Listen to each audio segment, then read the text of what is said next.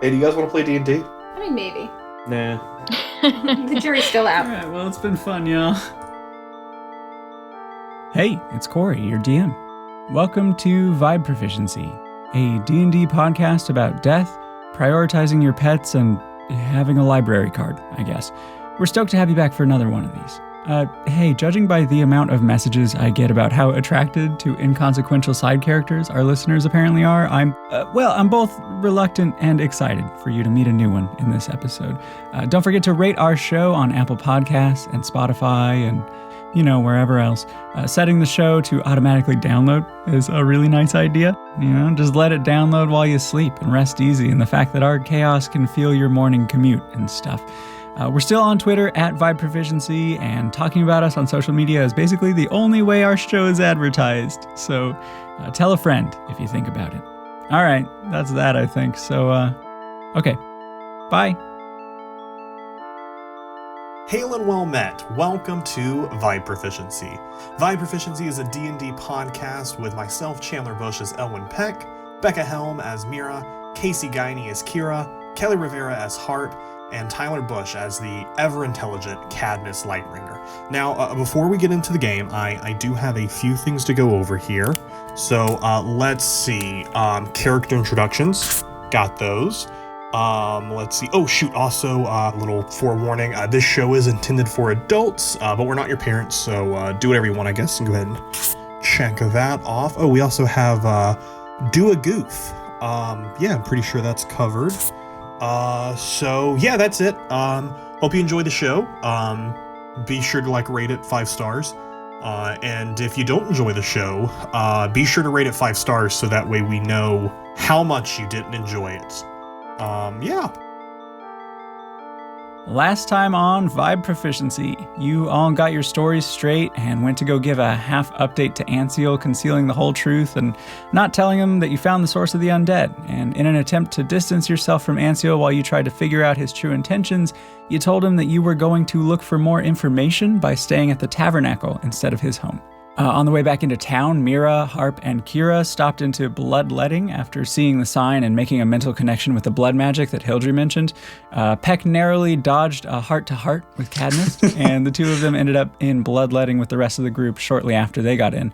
After Peck, let's say, bought Denor's silence about their past trade, the rest of the party was brought up to speed on how the blood trade in the shop works. Heading towards the tabernacle, you all saw a group of ruffians, I guess, intimidating a man and pelting him with debris in an alley. Kadmist's sense of justice caused him to, quote, compel a duel with the biggest one of them. So hit me with those initiative rolls. We're rolling. 17 for Meira. 6. I got a 9. I got an 8. It's 21. Was anyone hurt? No, but I can... I'm a back picture, dude. These guys are about to. I have 0 spell slots, so I can do cantrips or hit things with a stick. Excellent. Time to start a fight. I've used a 2nd level spell slot. That's all I've used so far. Yeah, not my proudest moment. Yeah, we honestly gotta stop doing that. Since we haven't started yet, I still have a great sword in my inventory. Did I keep that? Oh, yep. Why do you have a great sword?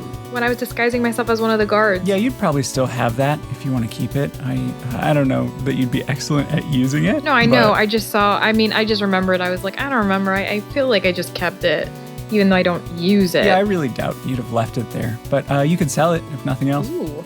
I was thinking about that with the mask this whole time that I've had.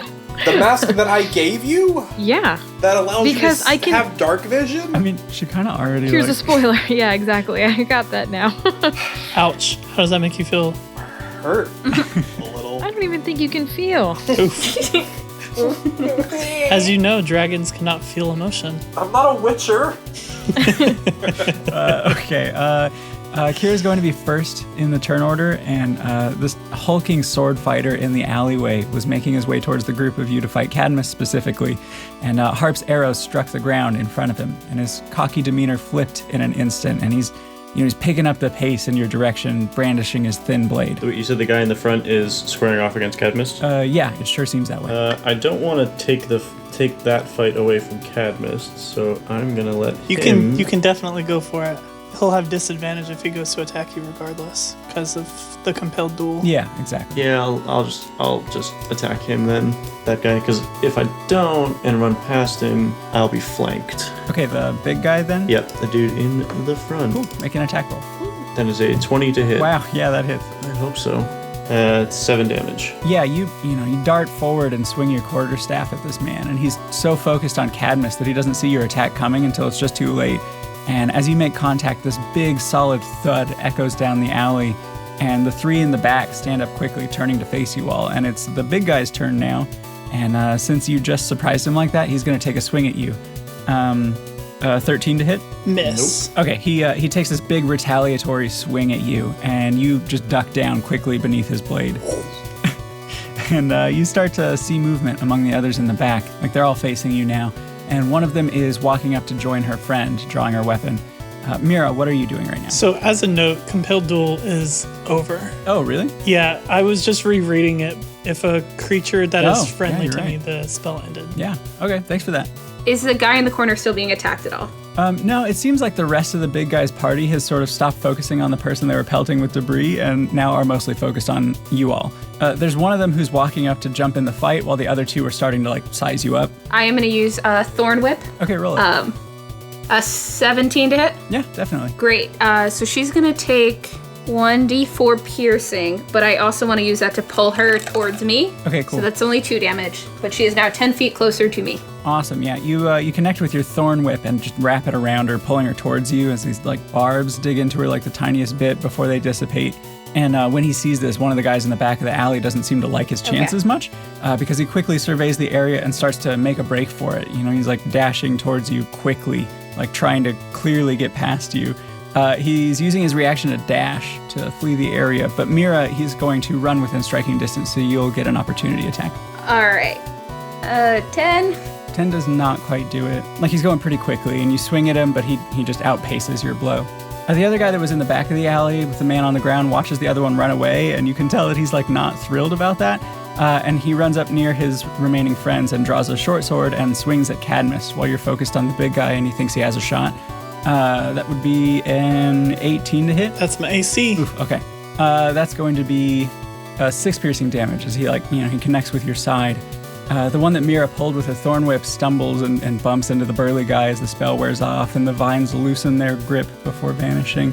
And she angrily swats at where those vines and thorns used to be, and she snatches a dagger from her side. Kira, she flips the blade under her palm in this this fluid motion, so she's holding it in a reverse grip, and she swings it in a left hook towards your face.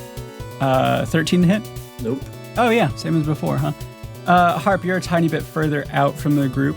What are you doing while all this is happening? I'm gonna use my longbow again, and I wanna point it towards his leg. The guy in front of Kadmist, to be specific. Okay, you're going for the leg specifically? Yep. Okay, cool. And I got a 27. Yeah, definitely. Roll your damage. And it is an 11. You gotta love that crit damage. Yeah, your aim is perfect. And you hit him straight in the meaty calfy bit of his leg. And his expression twists in pain, and he looks over Kadmist's shoulder at you in bewilderment. Peck, what are you doing right now? I'm going to turn to the one that is fleeing, and I'm going to cast Witch Bolt at it. Oof. Plus 6 to hit. That's 23 to hit. Yeah, absolutely. That's at 2nd level. Oh no, that person's dead. Wishbolt is crazy. It's not great, no. So he takes 11 points damage. And there is a beam of crackling blue energy coming from Peck's hand that is wrapped around the guy, and it continues to stay wrapped around him. And what kind of, is this lightning damage? Yeah, lightning damage. Okay. So for funsies, I just hold that on him, and I can, next turn, I can just use my action to deal damage to him again. Yeah, you've got the taser barbs stuck in him. It's great. It's great. Okay. If he moves out of my range, then it's over. Yeah, you immediately see this flailing motion from him as he essentially gets fantasy tased, and maybe a bit more slowly he keeps hobbling off. Kadmist, this arrow just flew over your head and into your guy's leg. What are you doing? Seeing all this happen around me, I'm going to shout to the other ones. I suggest you all put your weapons down, or you shall all suffer the fate of this one, and I'm going to run up and attack the one that I've been squaring off with. Yeah, okay. In my eyes, this one's good as dead. The other ones can go if they want to. Yikes. 15? Yeah, you barely make contact as he tries to parry you and fails. So, since I hit, I'm going to use my... On top of the 5 damage I roll from that, I'm going to use my last spell slot. Oh, no. And pump a Divine Smite in. So Divine Smite, when I hit with a melee weapon attack, I can expend a spell slot and deal 2d8 extra radiant damage to the target. Oh my god. Roll that radiant damage. All right. This is when we find out that these guys are actually like vampires or something. So that, no! Oh, double Just one. roll 2 1s. I did! Oh, what a waste. 7 total that hurt. damage. Yeah, then? 7 damage. Okay. Man, that would have been so cool, though. No, it was still rad. You all see Kadmist come at this guy with an attack, and even though he sets up a nice block in return, Kadmist shifts at the last second to bypass it, and he makes contact with the man's shirt, just cutting through to the leather armor underneath. And then you all see this bright flash of radiant light emit from Kadmist's sword, and casting shadows all over the alleyway. And it's at that moment of contact that his swinging power just increases just a tiny bit. And he suddenly makes it through the leather, too, leaving a little burn around the edges of the cut, clearly knocking the wind out of the guy, and he's not looking good. So I did yell for them to lay down their arms as I did Absolutely. all that. I want to resolve that on their turns. Okay. After what they just saw. But Kira, you're up first. What are you doing? I want to attack Big Burly Guy again, but should have done the first time. I want to sweep his legs out from underneath him. Yeah, with your staff. Roll an attack, and I'll roll a dex save for him, let's say. That is a dirty 21. Yeah. 7 damage. You run up next to him and you swing hard while crouching down. And let's say that you aim for the leg that Harp hasn't shot, and he can't compensate, so he buckles and falls down. And for a second, it's almost comical. His limbs are sort of flailing in this slapstick kind of way. But then you hear the sound of his head hitting the pavement, and he doesn't get up. Did I just kill this guy? Yeah, we're gonna skip his turn in the combat order here. Because he's dead now. So Tyler, you almost had it. Yeah, I almost had it. You almost got there. Vengeance was... So that puts us at Meira. What are you doing? I'd like to hold an action, just holding my thorn whip to see if anyone is going to attack, like Kadmist and Kira, and if not, I'm probably just going to let them run. Sounds good. Kira and Kadmist, why don't you roll intimidation then? Ooh. I got a 13. Oh, wow. 23. Oh, 17 out of 19. Yeah, so the other two in the alley share these horrified looks with one another, glancing between their fallen friend and each other. And then they turn to run further into the alley, past the man on the ground, and they start nimbly scrambling up the windowsills and disappear over the buildings.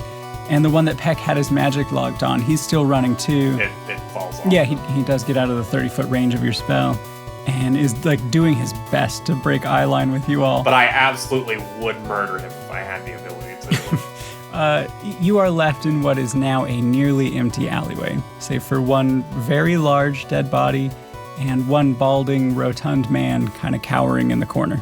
Is this when we find out that the bald man's actually the bad guy? He was robbing them.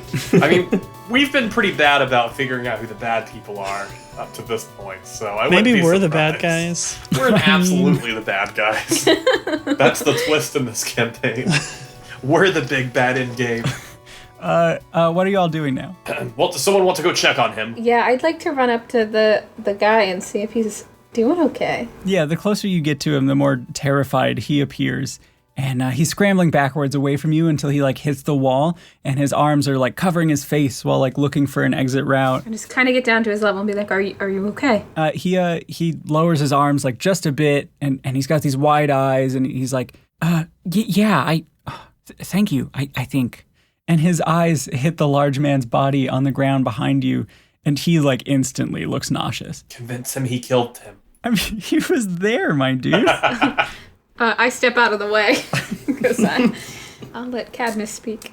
He got what was coming to him. Evil receives evil. They should not be harming you anymore, and if they do, remind them of what happened here today. He kind of blankly stares at you and he says, I think I'm going to be sick. So should we tell the town guard about this? They did attack us, if I remember correctly. He says, no, you don't want to, don't open this up to scrutiny. Town guard, you know how they are. We could get into some real trouble for, oh my gods. Should we just leave the body here? Like, is there a body someone's gonna find the disposable body. service? No, Should we take it to the Noah? We have to leave. Please just take me to my stall in South Fork. I don't want to be walking alone right now. Would you guys just... Absolutely. I'd like to loot the body. Okay. Dang, that's what I wanted to do. You can loot it with me. We can loot together. You can both loot roll before me. investigation. You can pre-loot. Parties that loot together stick together. You can both roll investigation. Yeah. Okay, 15. Oh, 16, just kidding. Okay, yeah. Aside from the obvious, like the rapier and now like the somewhat damaged leather armor, you find his gold pouch, kind of empty with like 4 gold pieces jingling around. He's also got some jewelry, a necklace with some kind of stone in it. You reckon you could get about 30 gold for it if you had the right buyer. There's also this thick silver ring with some kind of spider or something engraved onto it that catches your eye too. All right. Well, I'm definitely going to stash all that. Rad. Peck, are you looking too? Absolutely. You know what I'm here for? And what I'm here for is nothing, because that's a natural one. Yeah, you have your unseen servant like kneel you down so that you can try to determine if there's anything worth taking on this guy. And something does catch your eye. It's the cut on his chest that Kadmist left. And the sight of that little bit of blood around it makes you lightheaded. Can and we say queasy. that I fall off of my unseen servant onto the ground? And I go, I'm sorry. Yeah, absolutely. You get lightheaded and you like fall off the shoulder and you kind of have to scramble back up. Can I take some blood? Sure, yeah. Okay.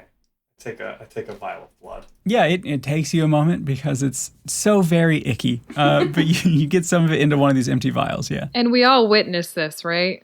You would. You see it. And I want to look at Harp and I'll send into your head for research. Okay. Great, yeah. I'm going to, after they're done desecrating the corpse, I'm going to lean down, grab the dude by his shirt, and drag him to the back of the alley, kind of toss him down there, and then... throw him into a hay bale. I'm just moving him to the back out of the... Because he's in the opening of the alley, so I'm just slump him in the back. The whole time you're doing this, the guy, like the alive guy, he sees what you're doing and he just goes white and he has to look away. He's just like staring at the wall as you drag him past. Yeah, I want to try to help him get up, and then I say, all right, lead the way. Sure, you all make your way towards South Fork Plaza. What's your name? Gotta ask everyone their name. We need to go back and ask those 3 guys who escaped. Their names are Mini Boss 1, 2, and 3 that we're going to fight later. They're going to join up with the girl from the inn and Fan. Oh my God. Yeah.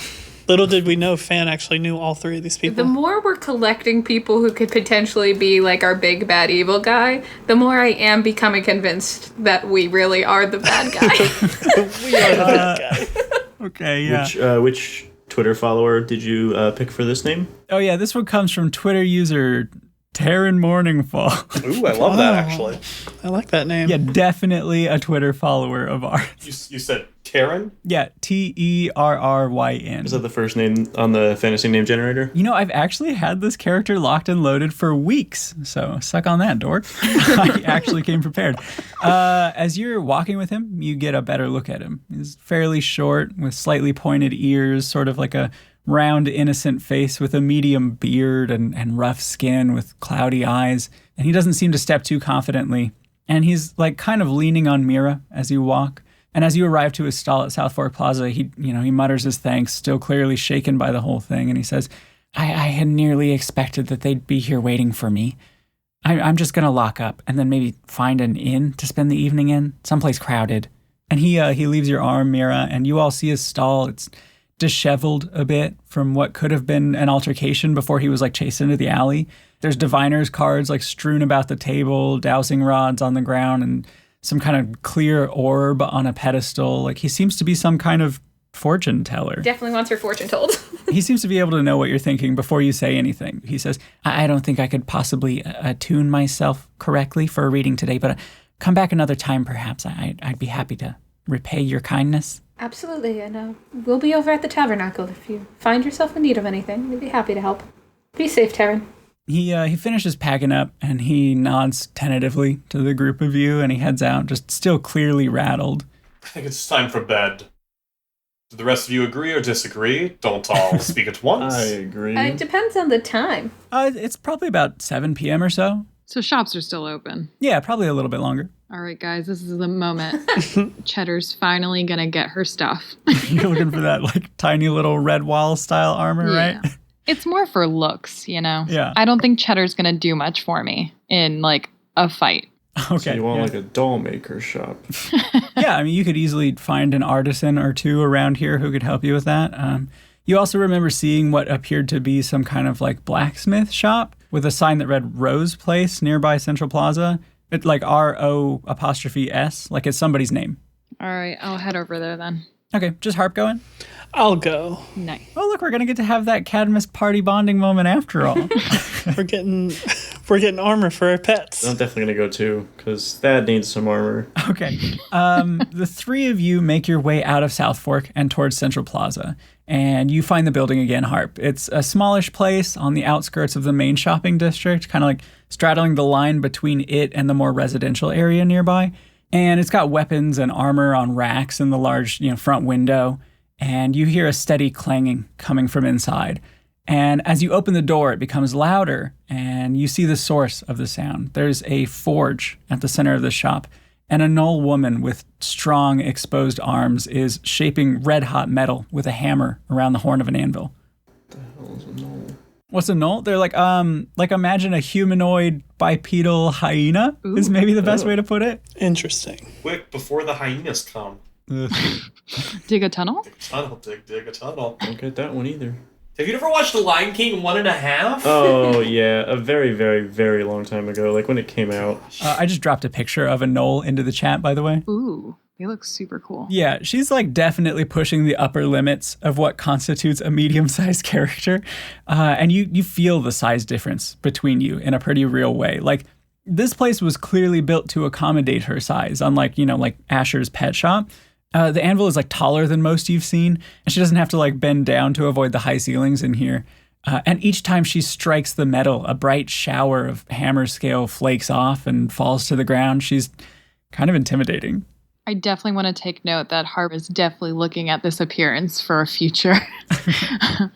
Well, hello there, madam.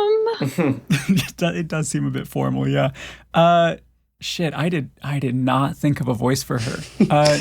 She goes, "Madam." And she lifts up these like dark tinted forge glasses and she sets down her hammer and she starts taking off these large leather gloves revealing filed down claws, and she grabs to you what would be a pretty large jug of water and she drinks straight from it. And she says, what can I do for you?" So I've got a little friend here, and Harp's trying to find Cheddar because she can't remember where she put her. And then she finds her under her shoulder, but under her hair, and then pulls Cheddar out and goes, I'm going to need some gear for my little mouse here.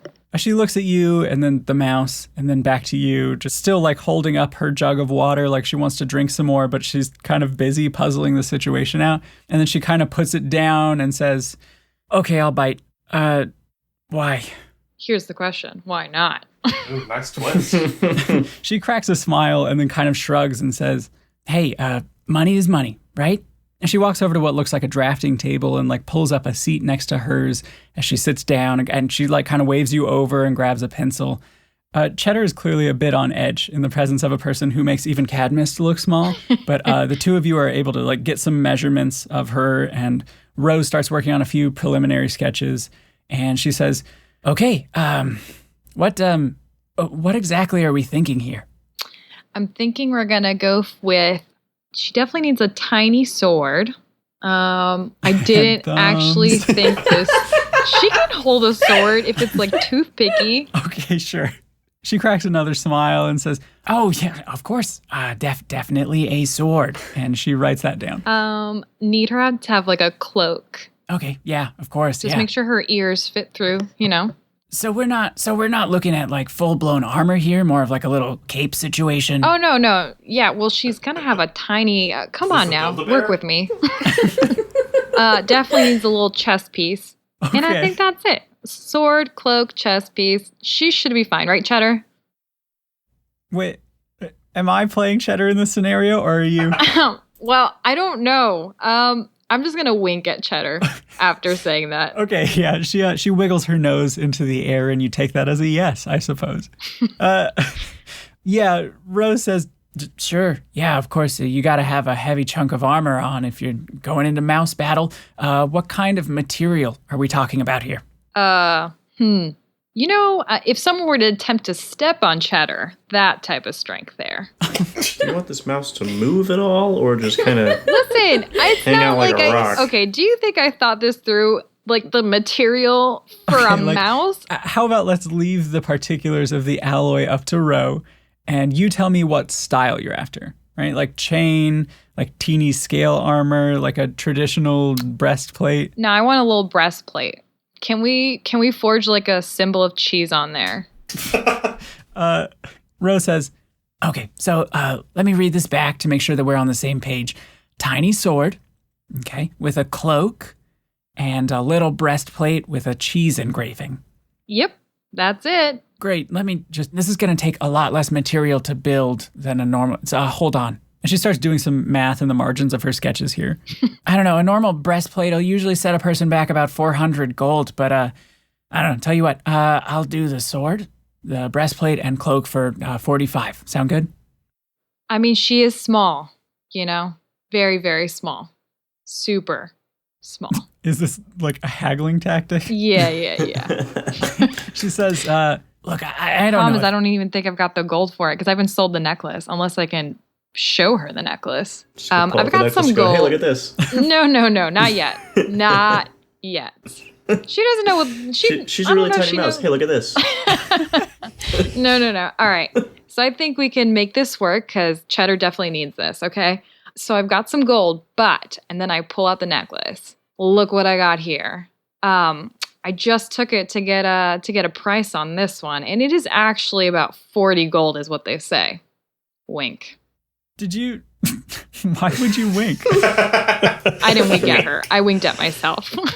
I told you 30, right? Yeah. I mean, okay, roll deception. That's a 13. Yeah, she leans in to look at it and she says, that works for me. Yeah, I mean, I can have this thing done by tomorrow morning. Leave that here and pay me my remaining 5 tomorrow, huh? Sounds good to me. I drop the necklace off and then shake her hand. Great. And she turns to the two of you and she says, and you're here for what, moral support or? Yes. I wanted to kind of feel out how you would think about making armor for creatures. Since you're already doing this, no use in wasting all of that extra material. We are outfitting our pets for protection. I show her Athena, the poet of justice. And I say, I was thinking something along the lines of a silvery, lightweight breastplate type thing that would go around to her back and perhaps go down each wing and kind of accentuate the wings with silver, like going down each feather. Perhaps you could add a little to each of her claws. You could add a little silver piece to like make it sword-esque. So that when she uses her claw to attack, it'd be a little, you know what I mean? Like little daggers or whatever. You want to look like Skarmory. This Yes. is a Skarmory. And then perhaps something for her beak. Just to make her, she's a blackbird and she has silver accents all over her. You can use it with the excess that you make from that. As you start talking, she's like writing and taking notes. But about halfway through, she slows to a stop, squinting at what she's already written and like looking over the notepad at you. And like when you're done describing your steel bird fantasy pocket monster idea, she kind of nods and leans forward in her chair and says, you get that these things' bones are like hollow, right? So that they can fly? Yeah, that's why I said lightweight. Yeah, I am not familiar. Buddy, you want to, let me see here. Encase each feather in a silvery, lightweight magic material. No, I said accent the wings. Think of it more as like a skeleton-esque You know what I mean? Not like covering. Oh, so, okay, not the crazy thing I just said. You want me to make a metal exoskeleton for a bird is all. Yes. Great. Listen, I love the sort of imaginativity here, huh? I'll tell you what I can do. The little talon sharpies. I love that. That I can do. Great. I don't think that I can, in good conscience, overburden this animal like that. Like, birds are meant to fly, bud. You know, you get it. Okay, wait. I'm looking up the carry weight of a raven real quick. I am so here for the episode where Cory finally gets back at us for all of our BS. Just calling us out one by one. Oh, it's so good. How much can a raven carry during flight? Interesting. Let's see. Is it an African or a European raven? Oh, I don't know if that's a thing. I just chose raven, tiny beast. Oh, it's based off of its strength. So it has a 2 strength. Which says 1 strength has a light load of 3 pounds. So let's say it can hold. So it says, conclusion, your raven can carry at most 1.5 pounds while flying. Okay, so Ro ties this little hunk of metal to Athena's foot. And she looks at you somewhat apprehensively and says, okay, I don't know. Let go and see if she can hold it, I guess. You can do it, Athena. You're the poet of justice. She puts her large hands like a few inches under yours to catch Athena if she falls. I will also catch if it falls, which I have the utmost. Yeah? You want to try that one more time? Utmost. Utmost. Oh, the faith utmost. in Athena, the poet of justice. Oh, okay. Utmost. You let it go, and like a rock, she falls straight down. She's not harmed at all, but it's very clear that much metal is too much for her.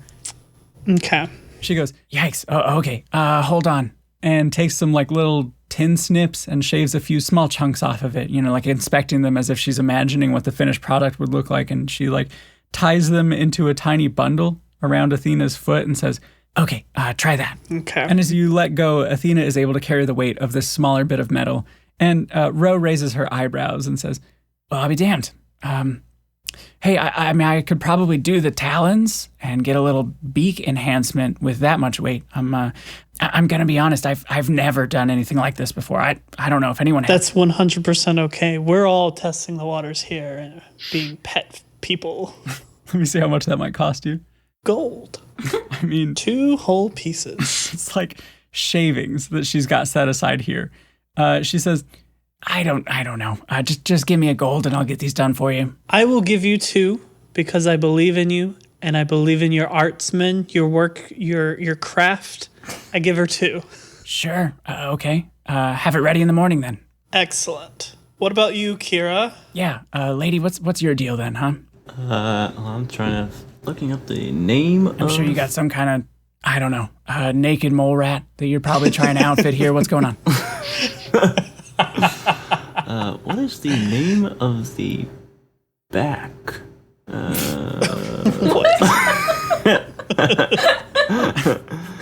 So the breastplate's the front, but what is the back? Back breast. Is it just the back plate? Back breast. A spine. A saddle. I mean, on horses, it's a flanchard.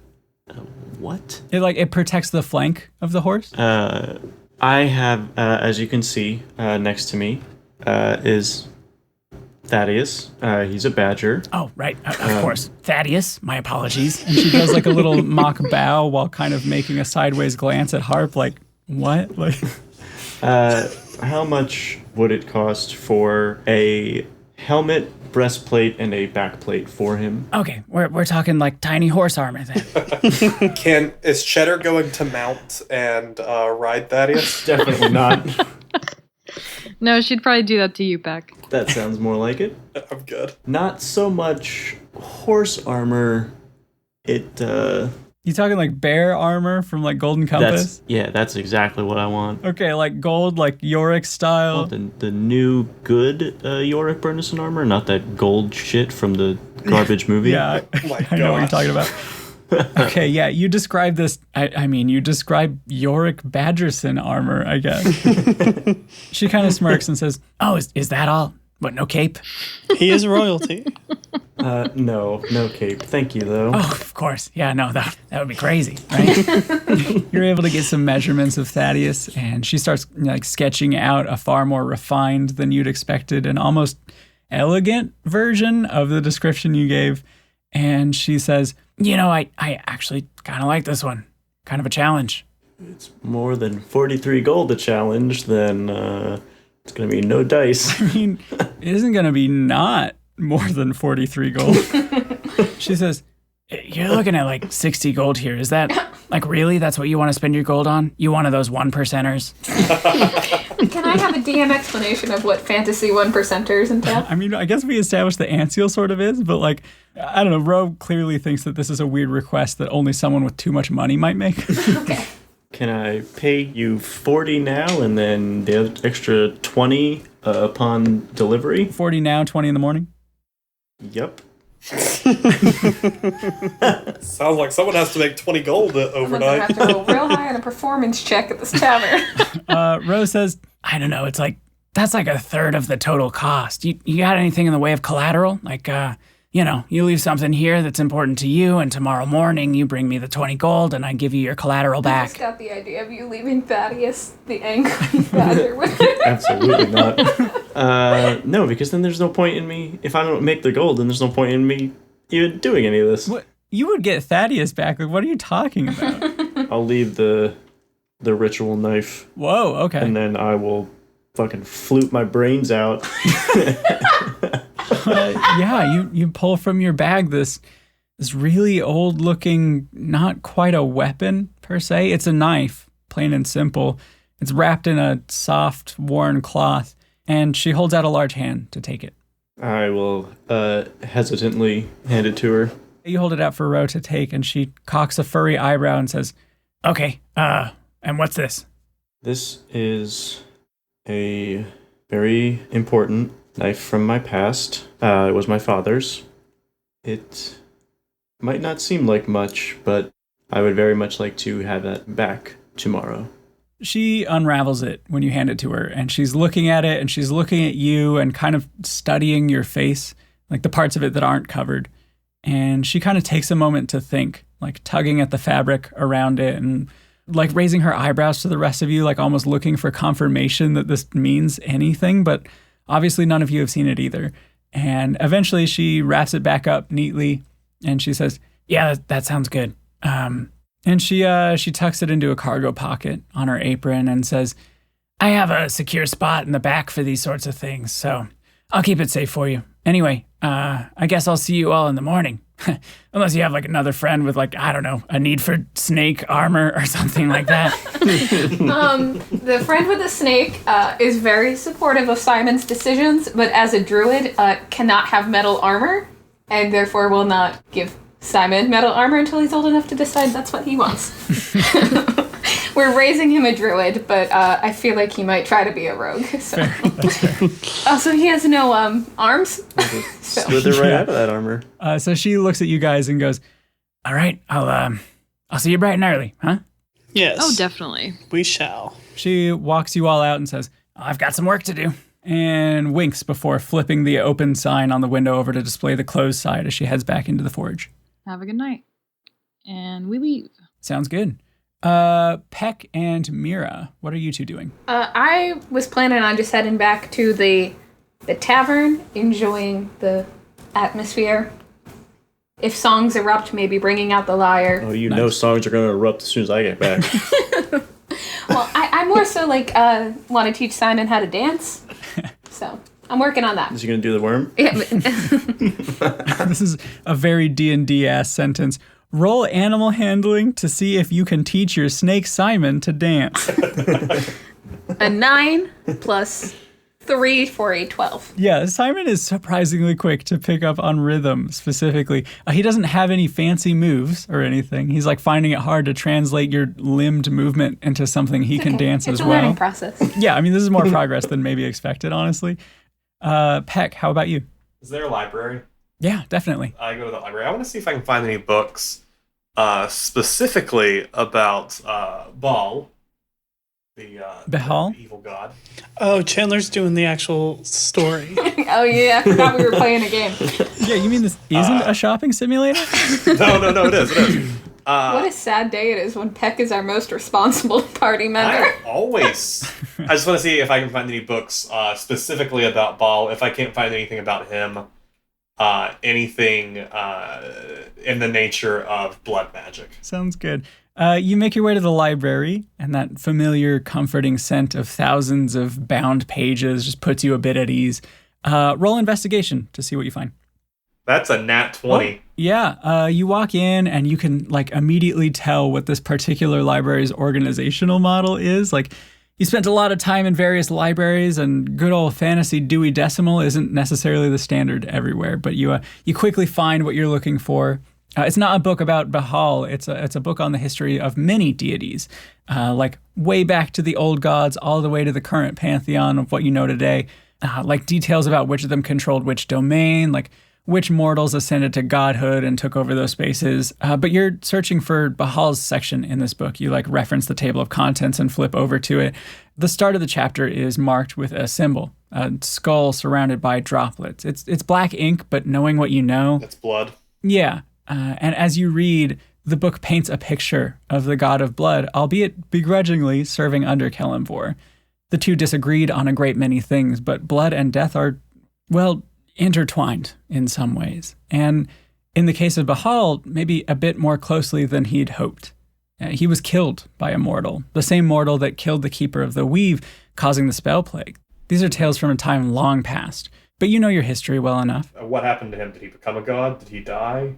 Who, Cyric? Does this talk about Cyric? Did Cyric become a god? Yeah, I mean, you would definitely know the Mad God. He's a god killer who ascended to godhood himself by force. So I can assume that by killing a god, you can become a god. Oh no. Oh no. Well, he could, at least. But this book seems to indicate that mortals who become gods do so in just a bunch of different ways. Good to know. Very bad to know. See, we can get some plot in an episode where we also buy stuff. It's great. I'm nervous about Peck trying to kill gods now. No, you know nothing of it. So it's fine. Nothing to be nervous Meira's about. not nervous about it, but Rebecca is nervous. No, you're fine. Nothing to be nervous about. We will all kill a god of our choice and become gods. No, the way my mind is going right now is, can I somehow, a way of me to not get back at, but atone for while getting something out of my connection with Zalaria.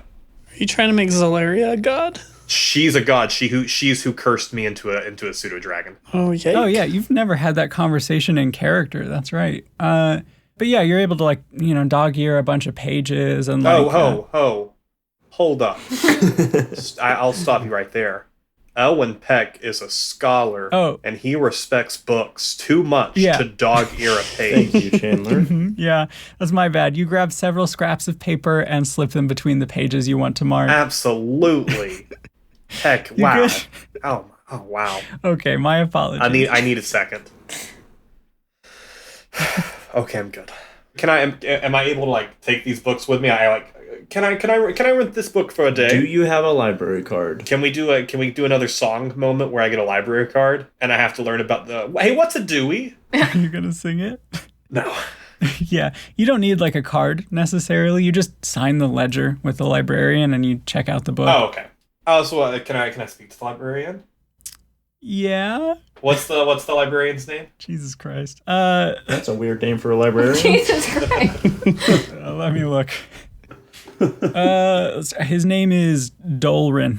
Dolran. Dolren. Hello, Master Dolren. I was curious, alongside this book, do you have any books specifically talking about the different arts of outlawed magic? I've heard tell of blood magic, and I'm wanting to get as much information on it as I can. It's something I might be dealing with rather soon. All I can think of is Professor, I've come across a bit of forbidden magic. Yup.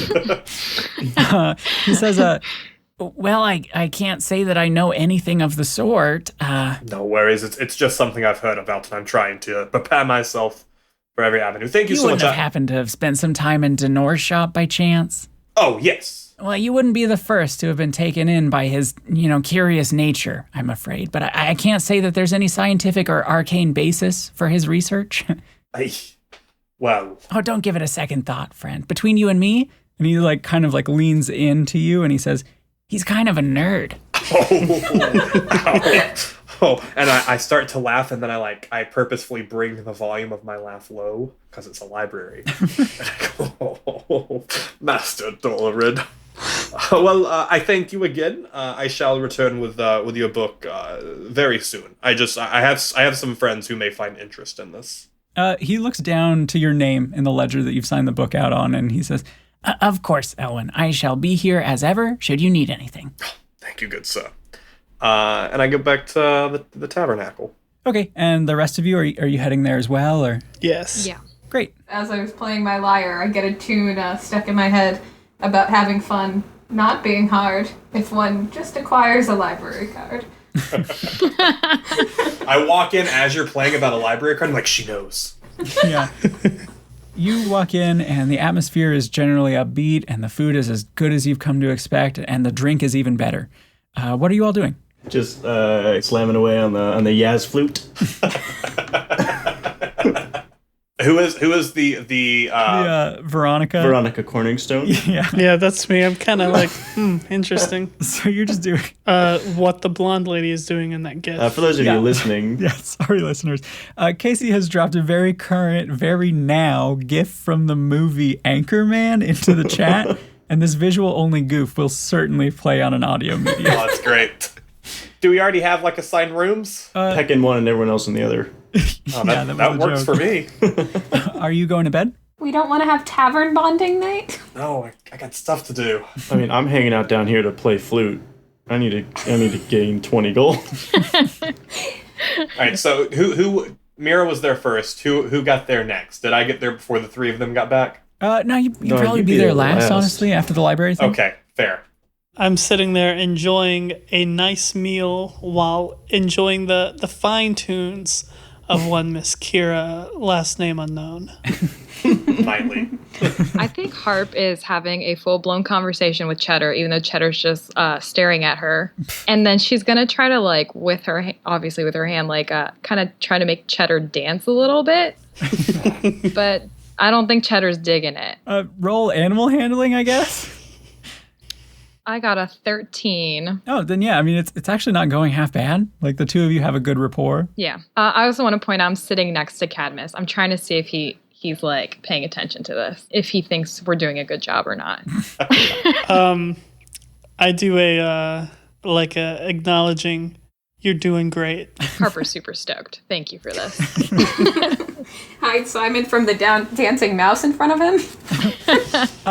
Kira, why don't we finally roll me that flute check performance? Oh, thank God. That's a 16. 16, okay. So that gave me 16 gold? You play pretty well. You're holding the audience's attention, and throughout the evening, folks come by and toss coin to your witcher. Yep, they toss coins to the box near your feet, and you're tallying up the coins, and you count 16. You're realizing that you're a little bit short, but according to the private message I just got on the side over here, it's about this point when Elwin Peck on his unseen servant walks stiffly up to the makeshift stage you're performing on, and with an arm just outstretched perfectly parallel to the ground, just plunks 5 gold into your collection box. There you go. And then from there, I go immediately to my room. Oh, man. Yeah, he walks just as stiffly away without a word. What are the rest of you doing? Are we actually going to attempt to bond a little bit? As you can see by the stunning drawing by yours truly. Yeah, Tyler's been working on drawing a little masterpiece on our game board here. What is that? Who's on the left there? I think that's supposed to be Meira with horns? Or no? No, so that one's me. Oh, what's on your head? I tried to draw my ears, and then that's when I just decided not to draw ears anymore. Okay. It looks like You're in the raising middle your because hands. you're dancing with your mouse. And then you're over on the side, and you got your snake in your hand, and Kira's up there, rocking that flute. I definitely thought that Kira was playing a harmonica, and I'm holding a spork, and Baby Groot is on the table. Here, I'll draw Mysterious your mouse horns tool that will now. help us out This is later. a very good drawing. There we go. Oh, there's the horns. Thank you. Okay. So what was the plan? I got distracted. Yeah, my plan is just to kind of hang down in the tavern, see if anything happens, any suspicious cloaked figures. She feels some kind of duty to keep her eyes open, even though realistically Really she's creepy. probably not Duty. paying full attention. Roll perception then. That is a 12. So Okay. yeah, half paying attention. Yeah, you're scanning the room and mildly distracted by Harp helping Cheddar do a little dance on the table. But you do happen to notice one individual in particular. He's got this red scarf on that draws your eye, and you watch him as he makes his way towards the front door. And as he makes his way past some of the tables, you notice his hand slip into somebody's pocket, and he just keeps on walking. At that point, I tell Kadmist, that person is stealing. Do we want to take care of this, or are we just going to let that happen? Man. Oh no. You just told the worst person. Dang it. Oh my god. Now we're gonna get thrown out because he stabs them. Now I have to kill everyone in this room. But wait, I've read your pamphlets. Doesn't the punishment have to fit the crime in some ironic fashion? Or? You're right. So stab him in the Listen, pocket. you don't understand Cadmus's look at the law. I'm very fanatical. Everything equals murder. You cut in line, so I cut you. I shall take his finger. What? Oh my gosh. Which one did it? Can I just kick Meira? You gotta roll for that. You might kick Kadmist instead. I think you're playing footsies. Yeah, I point the guy out to Kadmist, and then I turn to Harp and say, hey, I just want to see how this goes. You just want to see how this goes? And on an alternate timeline, the person didn't even steal anything. They just walked by and like patted someone on the shoulder and said, hey, have a great day. Great. And Mira's night. just like, he stole. And now he's murdered for it. I saw them take it, right?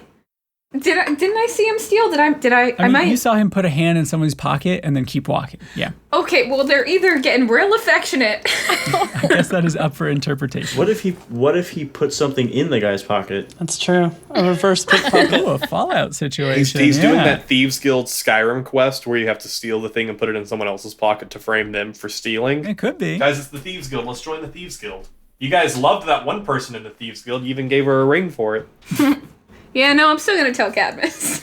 Kadmist, I think Meira's been drinking a little bit. I'm gonna stand up and go over to the person who was stealing. Yeah, he's almost to the front door at the moment. Oh, I'm gonna cut him off. Literally. If possible. Yeah, you beat him to the front door, and he doesn't even look all the way up at you. He just, excuse me, just gonna head past you here, big guy. And he doesn't even think you're trying to be in the way on purpose. I then try to be in the way. He kind of realizes that you aren't moving, and then he does look up at you and he says, hey, can I help you with something there? Yeah, saw you, notice you're stealing. Your hands happen to go into some people's pockets. Got anything to say about that? You want to confess now? Whoa, hey, no, I think you've got the wrong guy, friend. I don't, hey, search me. And he flips out his empty coat pockets and holds up open palms and kind of flips them back and forth to show you that he's not holding anything. Roll me a vibe check, would you? Okay. That's a vibe check of 9.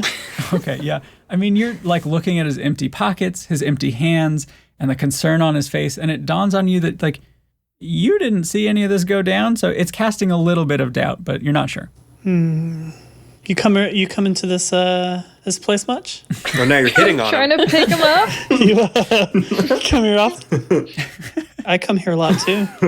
Just so you know, if I happen to see anyone stealing in here, I happen to take wrongdoing very seriously. So let's say you're not doing it though. Just don't ever do it in the future. Great, yeah. He reaches up and pats you on the breastplate a couple of times and says, you know what, friend, I will keep my eyes out for anyone suspicious, and why don't you enjoy a drink? And he smiles and he puts his hand back in his pockets to turn them back right side in, and he turns to walk out the door. Does he steal from him? Does he pickpocket Please let him Kadmist? pickpocket Kadmist. Oh man. What a weird way to hit on someone. I mean, Kadmist, with your passive perception, you have no reason to think that he did. All right. I'm watching you next time you're in here, and I'm going to walk away. Yeah, he like over his shoulder gives you a thumbs up without turning to look at you as he's leaving, and you turn to walk away. Hey, Tyler, how much gold do you think you have right now? Well, I had 32 gold. Yeah, you definitely did. Okay, Harp and Meira, while this was all happening, you were like watching from your table across the room, and Harp specifically, you know the move that was just pulled on Kadmist. Like you've seen it done before, even if you're not perfect at it yourself.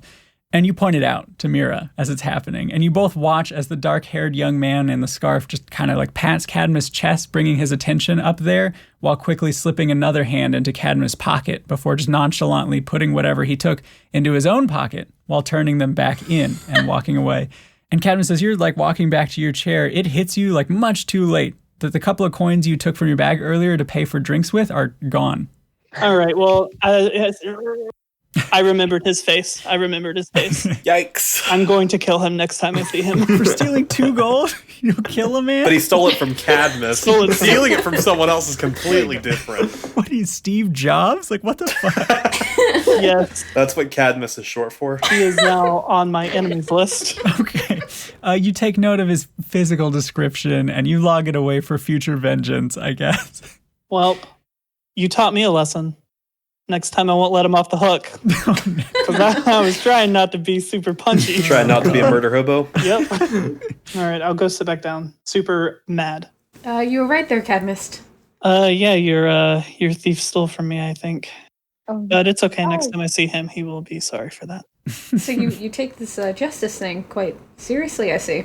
I sure do. It's an oath. It's an oath. I was gonna say I like pat Kadmist on the shoulder and be like, yeah, I don't get you, pal. I really don't. Justice. He doesn't. You don't know that I'm a thief, right? I mean, I feel like it's come up contextually, but maybe not like vocalized in character explicitly. Oh no, because he gets really angry. So He gets real stabby. yeah, well that's why. I mean, with the Arwell thing, I was like, little petty thefts don't faze her, so she's just like fine with it. Have you sworn by that oath for a while? Ever since my father was murdered, I have, so the better part of 10 years at this point. I'm sorry to have heard that. Is that what brought you here? Not that specifically. I've just been bouncing around as a mercenary type thing. Then I ended up here. So what kind of jobs do you take? You know, the normal, this person was did me wrong, I go beat the dude up. Typical bodyguard-esque stuff. So like a bounty hunter? If you want to put those kinds of labels on them, but I don't like It sounds more like an enforcer. But you work for no one but the ones who hire you? That's what I used to do. I try not to do any of that anymore because I found it started to be kind of shady sometimes. And you don't do shady at all. I never do shady. You're just the nicest, aren't you? I wouldn't say I'm nice. I'm far from nice. I got a lot of anger issues, but I think that has to do with a lot of things. But Oh, anger. Never noticed it. yeah. But yeah, I try to follow my code. Well, it's helped us so far. Or I think it's helped us so far. I guess it's hard to tell. I don't think we actually know much of what's going on for real. Speaking of what's going on, Peck, you're heading up to your room? Yeah, I'm up in the room. What are you doing at the moment? I am kind of looking over the books, looking into them more. I have brought out the vial of blood that I got from the guy, as well as like a couple of the other vials of blood, seeing how they kind of react to very minimal magic, such as like casting a mage hand and then having the mage hand kind of like put its finger into like the vial of blood. Really, I'm trying to understand blood magic right now. Are you trying to learn blood magic? I'm trying to understand blood magic. I can't imagine I'll get far. Yeah, you get upstairs, you grab some items from your bag of holding, and you have your unseen servant like put it in the corner of the room while you work on the floor. And I mean, you're kind of getting the expected results here, you know, like you put the mage hand in the blood and it gets wet. I don't know, you keep scribbling and reading and testing half theories for quite some time. And all the while, this tiny prickling feeling on the back of your scaly neck irritates you. It's not terrible at first, and honestly, it's kind of been bothering you for the better part of the day now, and you've just kind of been pushing that feeling aside. But throughout your experiments, the more vaguely frustrated you get with the lack of info you seem to have here, it sort of builds like a bug bite, gathering that itchy intensity over the course of the day, but it's under your skin. It's in your mind. This longing irritant builds and builds, and your focus on your work here on the bedroom floor is waning. Make a wisdom saving throw for me. Wisdom save. Guys, I'm going to die. That is a 6. Your attention is pulled fully away from your work, and you look over your shoulder to see your bag of holding slumped against the corner of the wall, and Peck, I don't know, it's calling you, just silently asking for your full attention. It's the One Ring, don't do it. I go over, open my bag. Yeah, you walk past your unseen servant standing motionless nearby, and you pull the drawstringed mouth of the bag open. And before you can stop to think why, you're reaching inside and re-emerging with the cloth pouch containing the crown, and compelled to just see it one more time. You open the pouch to get a glimpse, and suddenly all you can think about is how easy it would be to take it, to leave with it. The power that it contains, it's right now, in this exact moment, you have never wanted anything more. And as your fingers make contact with it, everything goes dark.